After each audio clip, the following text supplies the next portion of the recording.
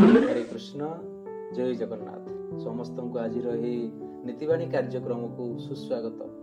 आज नीतिवाणी होउची काक चेष्टा बक ध्यान सन निद्रा तथैव च अल्पाहारी गृहत्यागी विद्यार्थी पंचलक्षण। संस्कृतर यही सुंदर श्लोकटी केवल एक आदर्श विद्यार्थीर पांचटी गुण को सूचाए नहीं बरं सफलता निमंते पांच महामंत्र अटे। तेणु विद्यार्थी पाखरे ये पांचटी लक्षण रहिबा नितांत जरूरी।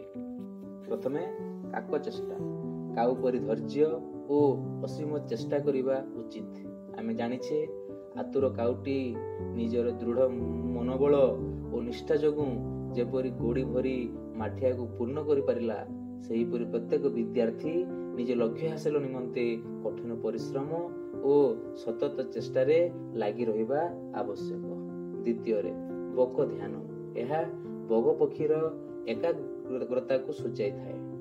बगर जेपरि गोटे लक्ष्य से किपरि भाबरे माछटी को धरिबो ठीक सेही भली छात्र मानकर सब बेले लक्ष्य रहिबा उचित से किभली भाबरे समस्त पाठ को निज आयत्त रखि पारिबे। तृतीय स्वान निद्रा अर्थात यार अर्थ स्वान रूपक सतर्कता। कुकुर जेपरि सदा सर्वदा निज परिवेश प्रति सतर्क रही थाए सेहीपरि सफलता पाइबा निमंते लक्ष्य रखिथिबा प्रत्येक विद्यार्थी निजर बाह्य जगत प्रति निरंतर सजग रहिबा एकांत आवश्यक। चतुर्थ अल्पाहारी यह केवल अल्प आहार ग्रहण को बुझाए नहीं बरं आम इंद्रिय गुड़िक निमंते जहा उपयोगी सेतिकी ही ग्रहण करने को सूचाए।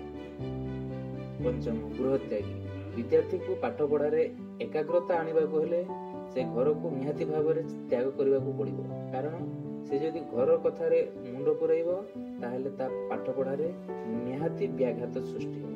हरे कृष्ण जय जगन्नाथ।